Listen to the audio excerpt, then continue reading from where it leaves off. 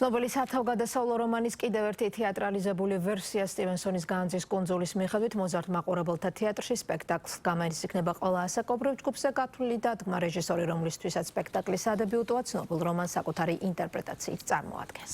განძის მაძიებლები, მეკობრეები და დაუვიწყარი თავგადასავლები განძის კუნძულის პრემიერა მოზარდ მაყურებელთა თეატრში 18 აპრილს გაიმართება.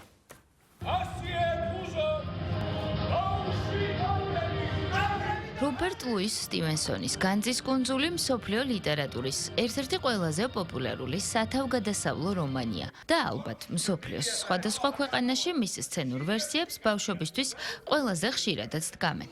ამჯერად ჯიმ ჰოკინსის კაპიტანის მონეტისა და ცალფეხა ჯონ სილვერის ამბავს მოზარდ მაყურებელთა თეატრის სცენაზე ვიხილავთ. სპექტაკლის მთავარი გმირი ახალგაზრდა ბიჭუნაა, რომელიც ძველი რუკის აღმოჩენის შემდეგ მეკობრეებით, განძის მაძიებლებითა და სახიფათო ინტრიგებით სავსე გზას გადის. სპექტაკლს რეჟისორი მამუკა ცერცვაძე დგამს. ნაწარმოების ინსცენირება ინარჩუნებს კლასიკურ სათავგადასავლო დინამიკას და ამავდროულად მაყურებელს თანამედროვე გადაწყვეტებს სთავაზობს.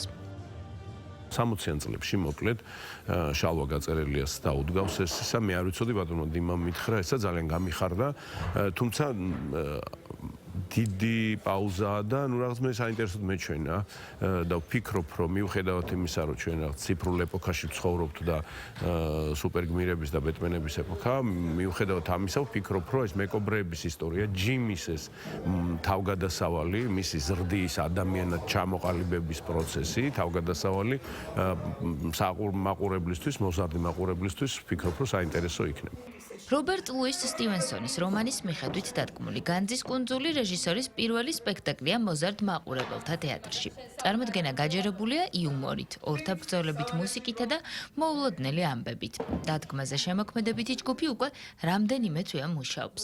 რეჟისორის ჩანაფიქრით სპექტაკლი არა მხოლოდ სანახაობრივი, არამედ დინამიკური და ემოციურია, რაც ბავშვებთან ერთად უფროსი თაობის მაყურებელსაც დააინტერესებს.